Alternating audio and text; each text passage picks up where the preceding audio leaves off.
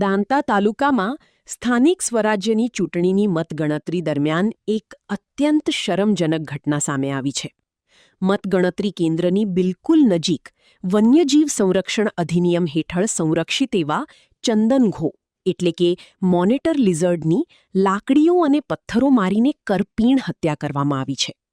પ્રત્યક્ષદર્શીઓના જણાવ્યા અનુસાર મતગણતરીના ભારે તણાવ અને ઉત્તેજના વચ્ચે એક ચંદનઘો ત્યાં દેખાઈ આવી હતી.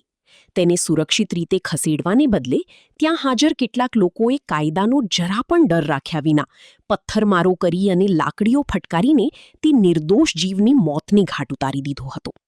વન્યજીવ સંરક્ષણ અધિનિયમ 1972 મુજબ ચંદનઘો શિડ્યુલ 1નું પ્રાણી છે. આ ઈ જ દરજ્જો છે જે વાઘ અને સિંહની મળેલું છે. આ જીવની હત્યા કરવા બદલ કલમ 9, 39 અને 51 હેઠળ 3 થી 7 વર્ષની જેલ અને ભારે દંડની જોગવાઈ છે. મતગણતરી કેન્દ્રના સીસીટીવી ફૂટેજ ચેક કરી આરોપીઓની તાત્કાલિક ધરપકડ કરવામાં આવે.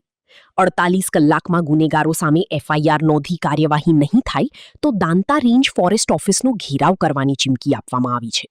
જો વન વિભાગ હવે પણ મૌન રહેશે તો સાબિત થઈ જશે કે વન્યજીવ સુરક્ષાના કાયદા માત્ર કાગળ પર છે અને ગરીબો માટે જ છે.